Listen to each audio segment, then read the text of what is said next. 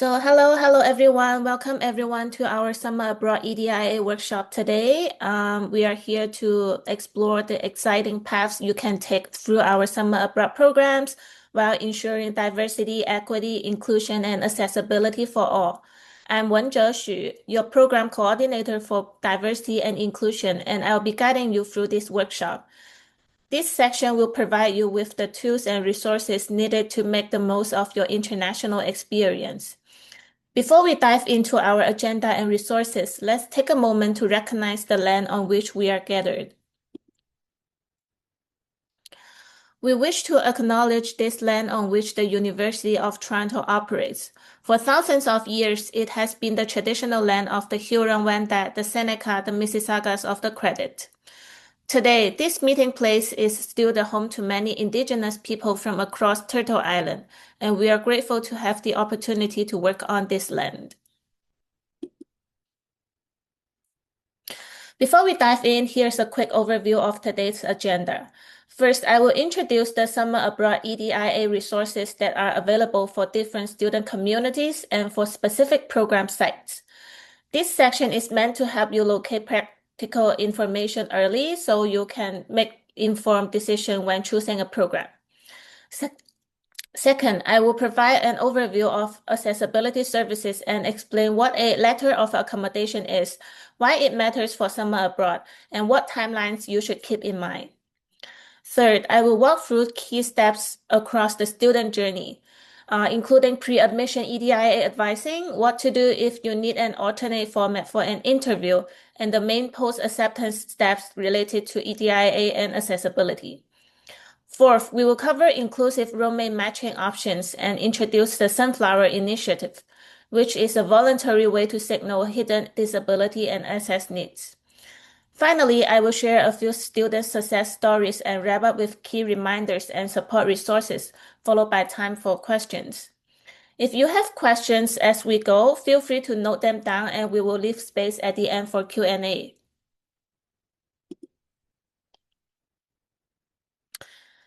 Introduction. Welcome again, everyone. I'm Wenzhe Xu, the Program Coordinator for Diversity and Inclusion here at Summer Abroad.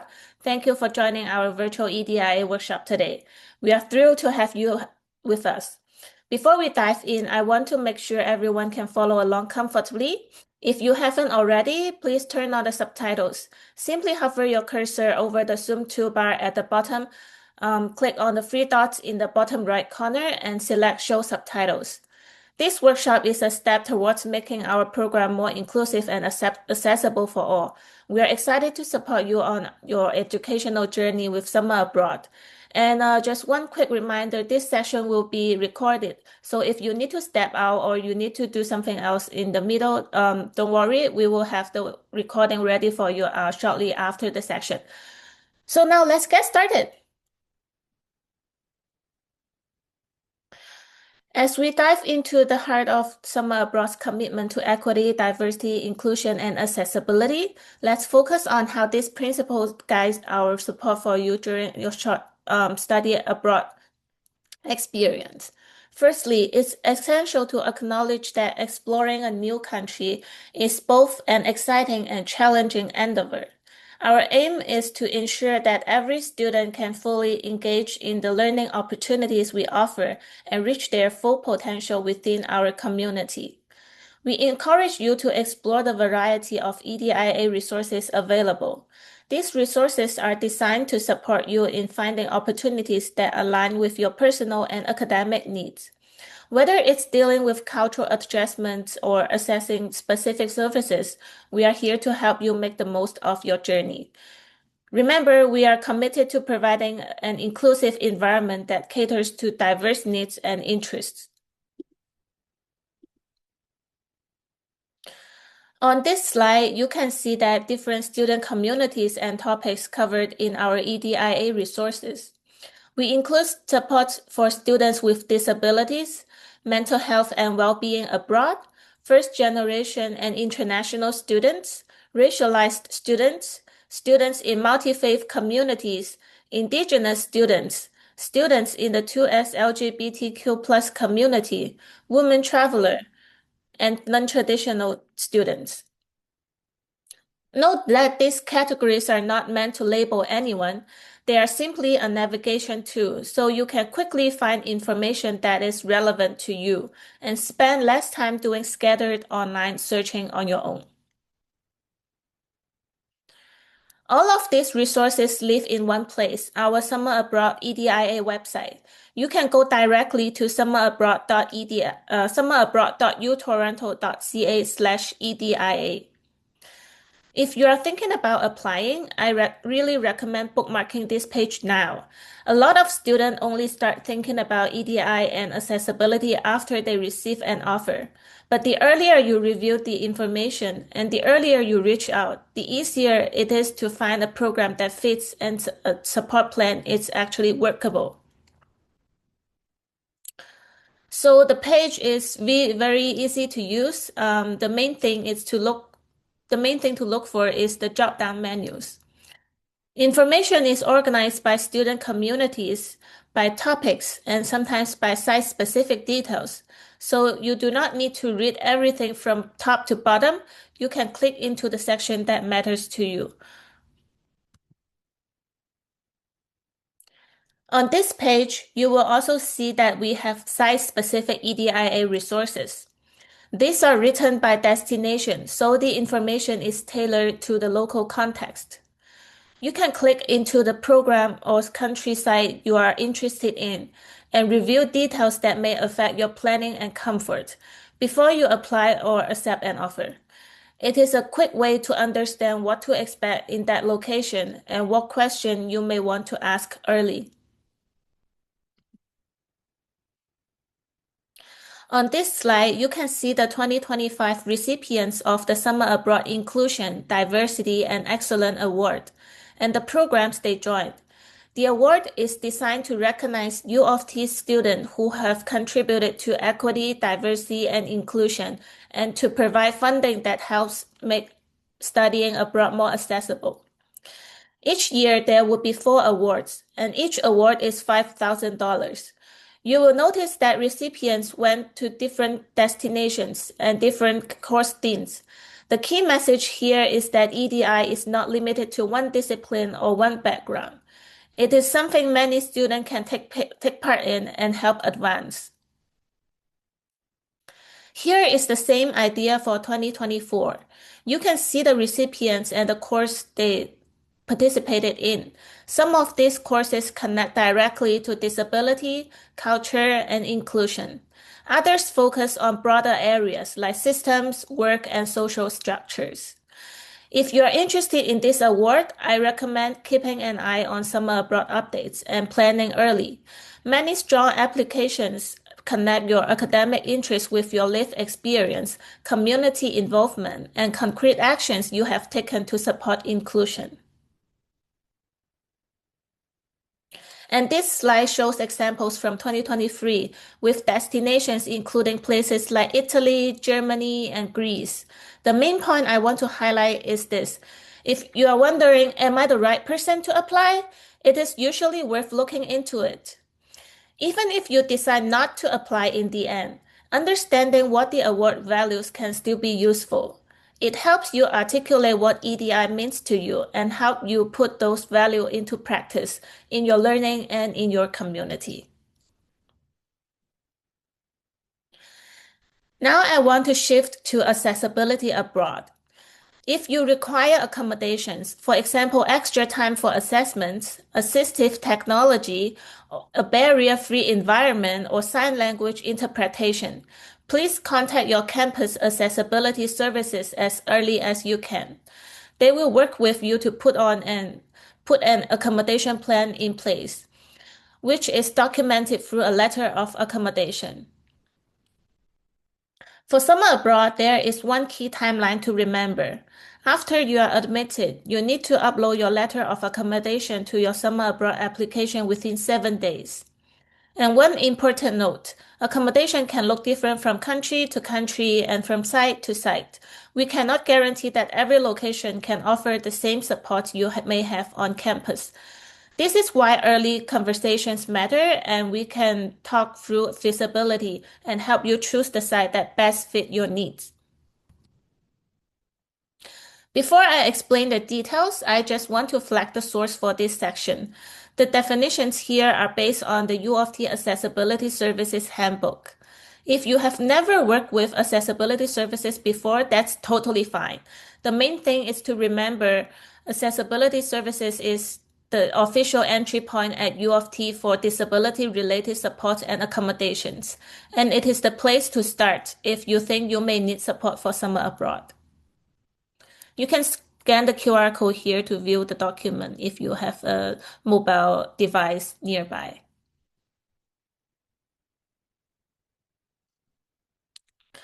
So at a high level, accessibility services is an interdisciplinary team that helps students with disabilities, health conditions, or different ways of learning access education more equitably. They also work with the university to identify barriers and to reduce them. For summer abroad students, there are a few practical ways they can help. First, they can help coordinate a tailored letter of accommodation that makes sense in an international course setting. Second, if needed and possible, they may be able to provide documentation to support modified living arrangements. Third, they can help you think through things like time zone impacts, medical routines, and other travel-related needs. And one important reminder, accommodations do not automatically transfer to summer abroad.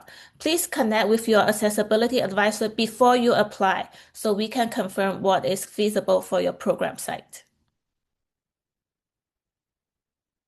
So what is a letter of accommodation or LOA? This is the document that tells your instructor or the program team what supports your need in order to learn effectively, and it formally confirms your need for accommodations.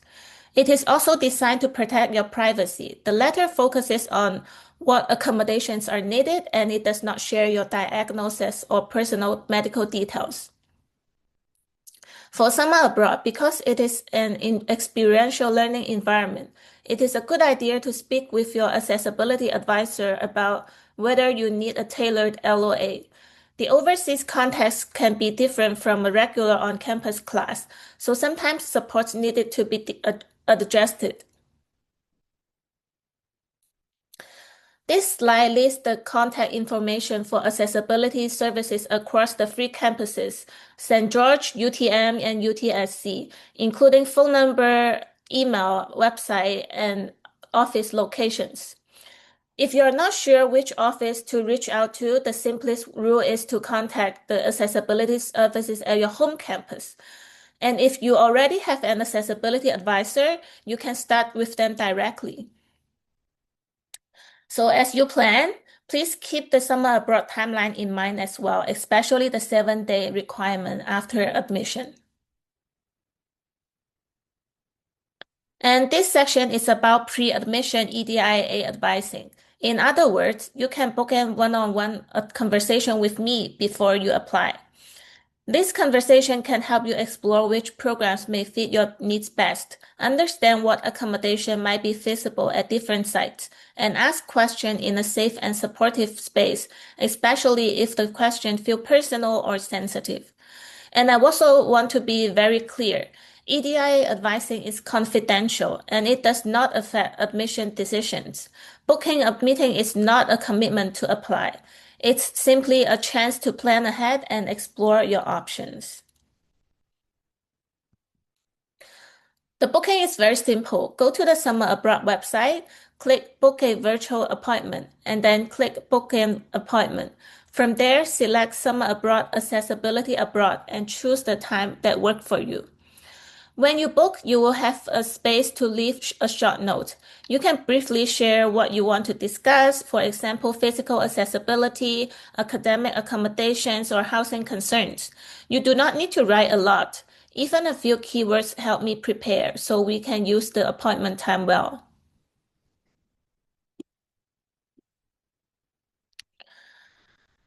Now I want to highlight accessibility support during the application stage, especially for the online interview. If any part of the application process creates a barrier, for example, a timed or recorded interview, you can reach out to request an alternate format. You do not need to share medical documents to start the conversation. In this case, we will be offered an in-person staff guided option. I also want to emphasize privacy. Please do not email medical certificates, diagnostic notes, or other sensitive documents. We will focus on functional needs related to learning, communication, and participation. And if you already have U of T academic accommodation, so if you already have a letter of accommodation, you can share what support you typically use so we can discuss what is feasible in the interview context. Next, I want to talk about inclusive roommate matching, where it applies. Some programs use double occupancy rooms, which means you will be sharing a room with another participant. In the post-acceptance form, you will be asked about your roommate assignment preference. You see options like gender inclusive, which means a roommate of any gender, including non-binary students, as well as options for same gender roommates. If you already have someone you want to room with, you can self-select, and we will do our best to place you together when it's mutually agreed.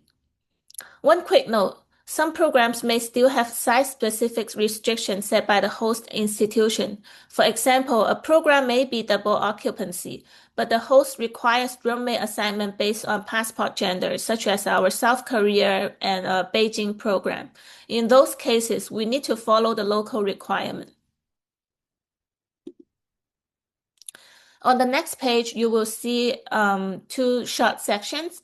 One is for additional roommate preferences. This is where you can share any concerns or questions that would be helpful for our team to note. The second is a roommate request field. If you would like to be placed with a specific student who is admitted to the same program, you can type their name here.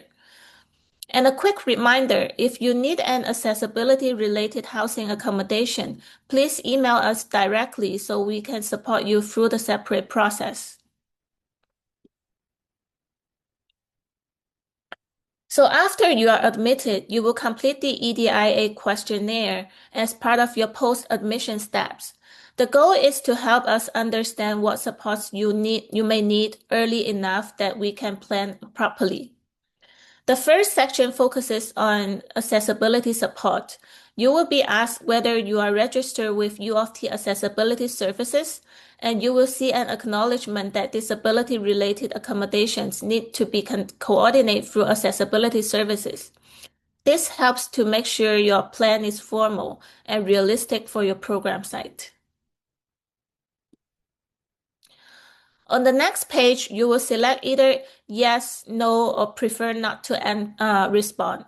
If you select yes, you will enter your accessibility advisor's name and upload your letter of accommodation. You will also see a reminder about timing. The LOA needs to be submitted within 7 days after admission.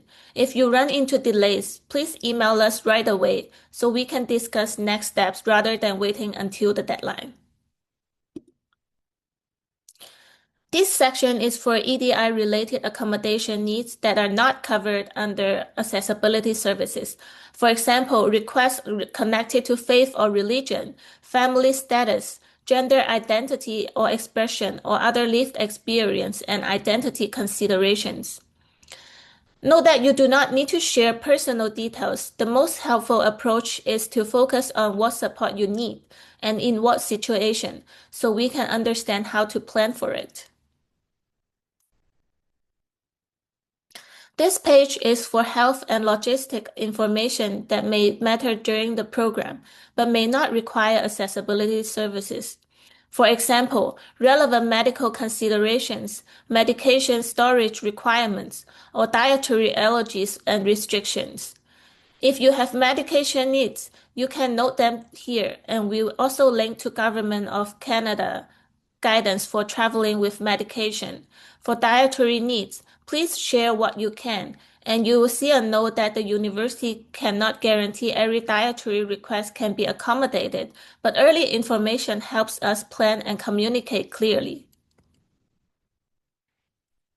Finally, this page asks about supports you currently use at U of T that are not part of your letter of accommodation.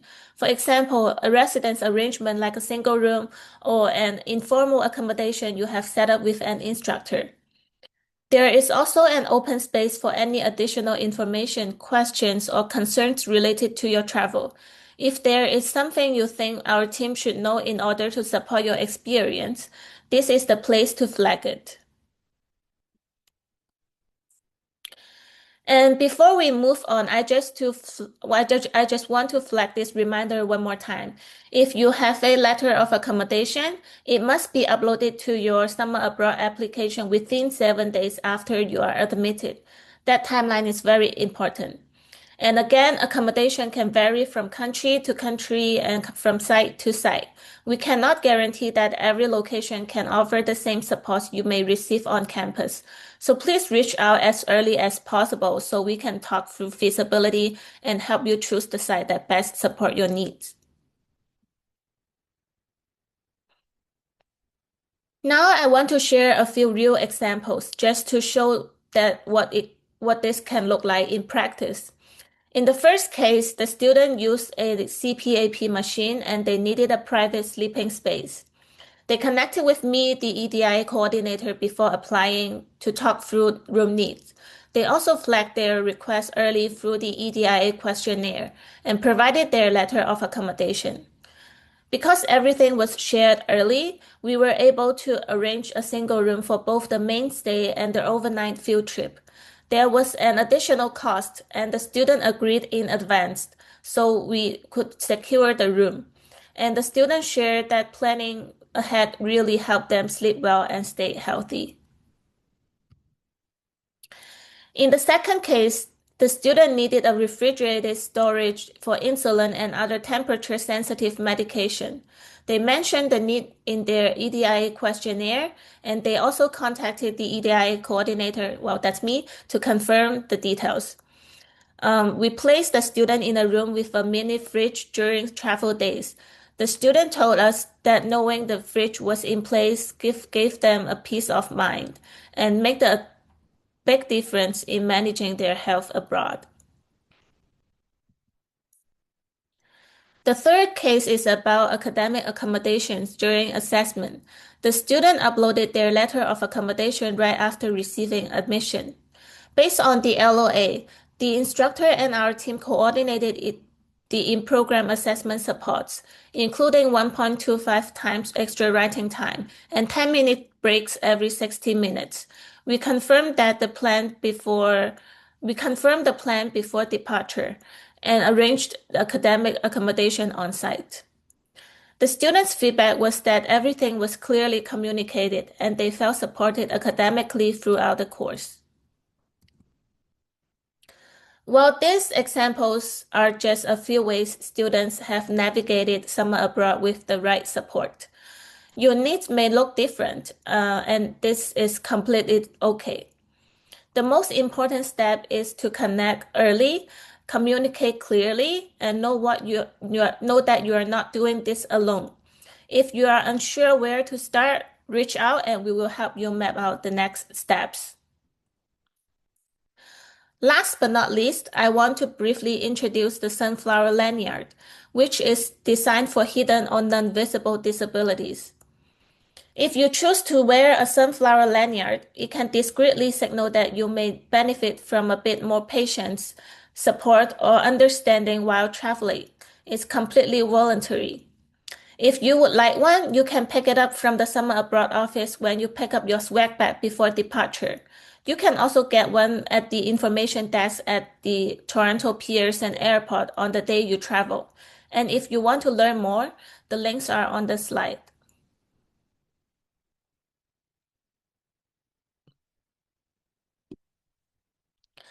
Before we wrap up, thank you again for joining today and for taking the time to think about EDI and accessibility in your summer abroad planning. On this slide, I want to highlight a few support options. U of T TELUS Health Student Support offers confidential support in real time or by appointment, 24/7 for any school, health, or general life concern, at no cost to you. You can access it anytime by calling the number listed here.